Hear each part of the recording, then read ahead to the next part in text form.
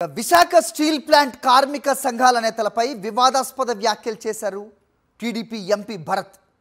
కార్మిక సంఘాల నేతలు కాంట్రాక్ట్ ఉద్యోగుల పోస్టులు అమ్ముకుంటున్నారని ఆయన అన్నారు.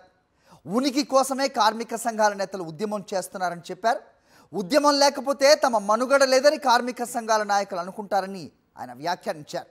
కార్మిక సంఘాల నేతల వల్లే స్టీల్ ప్లాంట్ దెబ్బతినిందన్నారు.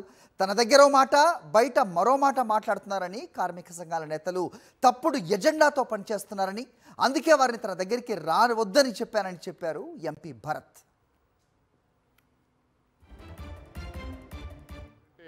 కాంట్రాక్ట్ వర్కర్స్ పేర్లు లిస్టుల్లో ఉండడం కానీ వాళ్ళు పనికి రాకపోవడం, లేకపోతే వాళ్ళని ఏపించడానికి కొందరు కార్మిక నాయకులు డబ్బులు తీసుకుని రాజకీయ ఒత్తిడి పెట్టి వాళ్ళని ఏపించుకుని డే 1 నుంచి ఇప్పటి నుంచే కాదండి, డబ్బులు వచ్చిన ఒక వారం లోపలే నేను కార్మిక నాయకులను కలిసినప్పుడు అప్పుడే వాళ్ళ మాటలు నాకు కొంచెం తేడా కనపడింది.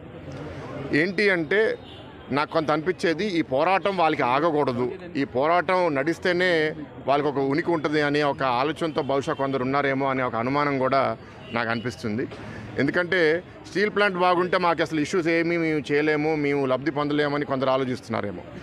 ఏంటంటే కాంట్రాక్ట్ వర్కర్స్ పేర్లు లిస్టుల్లో ఉండడం కానీ వాళ్ళు పనికి రాకపోవడం, లేకపోతే వాళ్ళని ఏపించడానికి కొందరు కార్మిక నాయకులు డబ్బులు తీసుకుని రాజకీయ ఒత్తిడి పెట్టి వాళ్ళని ఏపించుకుని డే 1 నుంచి ఇప్పటి నుంచే కాదండి, డబ్బులు వచ్చిన ఒక వారం లోపలే నేను కార్మిక నాయకులను కలిసినప్పుడు అప్పుడే వాళ్ళ మాటలు నాకు కొంచెం తేడా కనపడింది.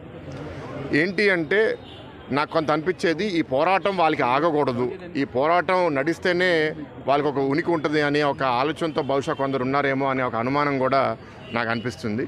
ఎందుకంటే స్టీల్ ప్లాంట్ బాగుంటే మాకు అసలు ఇష్యూస్ ఏమీ మేము చేయలేము, మేము లబ్ధి పొందలేమని కొందరు ఆలోచిస్తున్నారేమో.